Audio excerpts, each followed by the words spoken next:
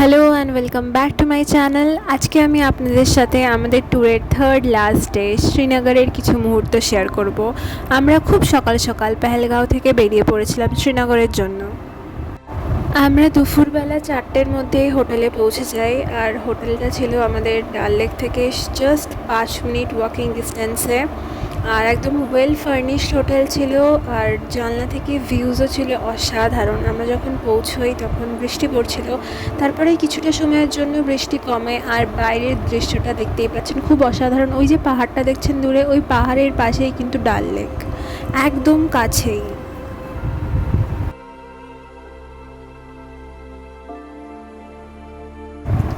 আর আমাদের রুমের সাথে একটা বারান্দা ছিল, বারান্দা থেকেও দৃশ্যটা অসাধারণ। সামনে যে গাছগুলো দেখতে পাচ্ছেন ওইগুলো ছিল আপেল গাছ, হোটেলের বাউন্ডারির মধ্যেই। পরের দিন আমরা খুব সকাল সকাল বেরিয়ে পড়েছিলাম সাইট সিইংয়ের জন্য, আর আমাদের ফার্স্ট ডেস্টিনেশন ছিল নেহেরু বোটানিক্যাল গার্ডেন শ্রীনগর। দৃশ্যটা ছিল অসাধারণ, ওপরে পাহাড়ের মধ্যে যে মেঘ জমে থাকা অপূর্ব সুন্দর লাগছিল। আর আমরা গেছিলাম মার্চে, আর তখন বৃষ্টি পড়ছিল, কিছুক্ষণের জন্য বৃষ্টি থেমেছিল, তারপরে আবার বৃষ্টি পড়তে শুরু করে।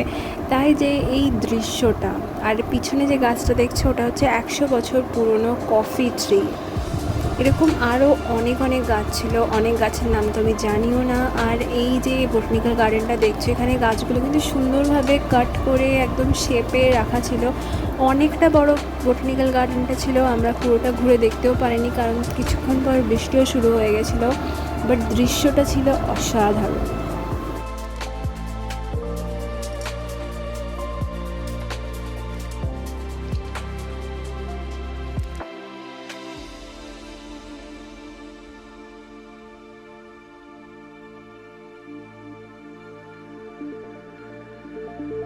তারপরেই আমরা চলে গেছিলাম আমাদের নেক্সট ডেস্টিনেশন, যেটা ছিল পরি মহল দেখার জন্য।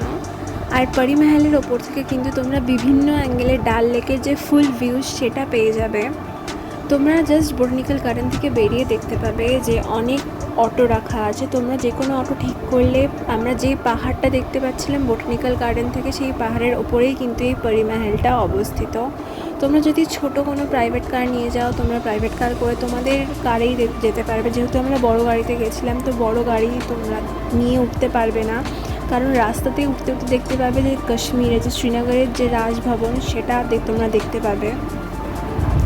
আর তোমাদের বলে রাখি, এখানে তোমরা যতগুলো মুঘল গার্ডেন, বোটানিক্যাল গার্ডেন হোক বা এই পরি মহল হোক, সবেতেই কিন্তু তোমাদের এন্ট্রি ফিজ আলাদা করে নিতে হবে। আই গেস 50 রুপিস ইচ ছিল, আমার এক্স্যাক্ট মনে নেই, কিন্তু হ্যাঁ 50 টাকা লাগবে প্রত্যেকটা জায়গার জন্য। 50 করে তোমাদেরকে দিতে হবে পার পারসন। তোমরা যদি অটো ঠিক করে যাও তাহলে সেম অটো তোমাদের টোটাল 3টে স্পট দেখাবে, যেটাই একই পাহাড়ে অবস্থিত। আমাদের এই থার্ড স্পটটাও ছিল কিন্তু পরি মহলের একটু নিচেই, এটাকে কিন্তু মুঘল গার্ডেনের আন্ডারেই আসে। এরপরে আমরা চলে গেছিলাম ডাল লেকের একটা অপূর্ব দৃশ্য দেখতে। যদি তোমরা হাউস বোটের দিক থেকে দেখো তাহলে কিন্তু তোমাদের মনে হবে জল প্রচুর নোংরা, যেটা আমারও মনে হয়েছিল, বাট না, এই স্পটটাতে তোমাদের ফটো যারা ক্লিক করতে চাও খুব সুন্দর পরিষ্কার জল পাবে। এখানে আই লাভ ডাল লেক বলেও লেখা আছে। এই ভিউটা ছিল আমাদের শিকারাতে ভ্রমণের সময়। আর এখানে তোমরা যে হাউস বোটগুলো দেখছো, এটা কিন্তু তোমরা যদি বাইরে থেকে দেখো তোমরা বিশ্বাসই করতে পারবে না যে ভিতরে দৃশ্যটা এত সুন্দর। এখানে ইভেন 100 বছরের পুরনো হাউস বোটও আছে। কিছু কিছু হাউস বোট আবার নাকি হাতির দাঁত দিয়ে তৈরি, তোমরা দেখতে পাবে। আমি একটা খুব সুন্দর পুরো সাদা রঙের হাউস বোট দেখেছিলাম, যেটা কিন্তু আমাদের যে শিকারা চালক ছিল উনি বলেছিলেন যে হাতির দাঁতে তৈরি। দেন এই যে দূরে সাদা বিল্ডিংটা দেখতে পাচ্ছ, এটা হচ্ছে ইন্ডিয়ান ফার্স্ট পোস্ট অফিস, যেটা এই জলের মধ্যে অবস্থিত। এটা মহারাজা হরি সিং বানিয়েছিলেন, যাতে এই শ্রীনগর যে সিটিটা সেটা আগে ডাল লেকের ওপরে ছিল, সেটা যাতে বাইরের জগতের সাথে বিচ্ছেদ না হয়ে যায় তাই জন্য। আর এই শিকারা ভ্রমণের সময় তোমরা দেখবে কাওয়া, বিভিন্ন রকমের ফ্রুট বিক্রি হচ্ছে এই বোটে করেই, শিকারাতে করেই। আর তারপরে এই ডাল লেকের এক সাইডে ছিল দূরে পাহাড়, যেটা দেখতে পাবে সেই পিছনের পাহাড়টা ছিল হচ্ছে আমাদের সোনমার্গ, আর সামনের দিকের পাহাড়টা ছিল গুলমার্গের পাহাড়। এই ডাল লেকে ঘোরার সময় তোমাদের এখানে বিভিন্ন জায়গা দেখাবে, যেখানে এখানকার লোক এখনও যে পুরনো যে শ্রীনগর সেটা কিন্তু এখনও এই ডাল লেকের ওপরই অবস্থিত। আর এই প্লেসটা হচ্ছে জওহরলাল নেহেরু বানিয়েছিলেন ডাল লেকের মধ্যে একটা দ্বীপ মতো। এখানে উনি নাকি আসতেন সামার ভ্যাকেশনে কিছুটা সময় কাটাতে। এই জায়গাটা দিয়ে সোজা গেলে তোমরা দেখতে পাবে ভিতরে মার্কেট আছে, যেটা পুরোটা ভাসমান মার্কেট। আর এখানে যেই লোকগুলো থাকে, পিছনে যে বাড়িগুলো দেখছো, তারাও কিন্তু এই ভাসমান জলের ওপরেই তাদের বাড়ি করে থাকে। সিআরপিএফ আছে পাহারা দেওয়ার জন্য। আর সবথেকে বিস্ময়কর বিষয় হলো, যখন এই ডাল লেক শীতকালে পুরোপুরি ফ্রিজ হয়ে যায়, না ফ্রোজেন ডাল লেক হয়ে যায়, তখন কিন্তু এই বাসিন্দারা 3 মাসের খাবার স্টোর করে রাখে তাদের বাড়িতে, কারণ তারা যাওয়া আসাও করতে পারে না। তাদের যাওয়া আসা করার জন্য পুরোটাই এই শিকারা জলের ওপরে ভরসা। আর এর ভেতরে আছে মার্কেট। তোমরা মার্কেটে ইভেন আমি দেখেছিলাম, আমি বাইরে যা যা দেখতে পেয়েছিলাম কেনার জন্য, এই মার্কেটের মধ্যেও কিন্তু সেম জিনিস আছে। খুব বিস্ময়কর লাগবে যে একটা ভাসমান মার্কেট, পুরোটা জল দিয়ে ঘেরা, তার মধ্যেও তোমরা এত সুন্দর সুন্দর জিনিস পেয়ে যাবে।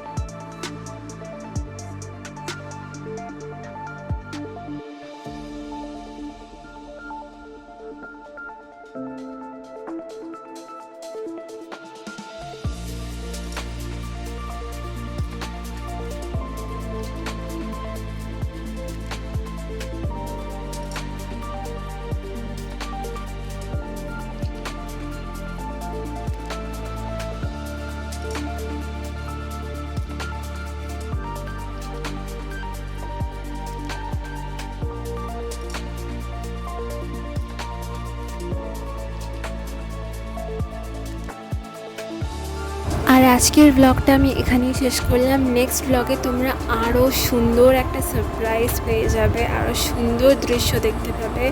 তার জন্য তোমরা সাবস্ক্রাইব করো আর নোটিফিকেশন বারটা অন করে দিও। Thank you.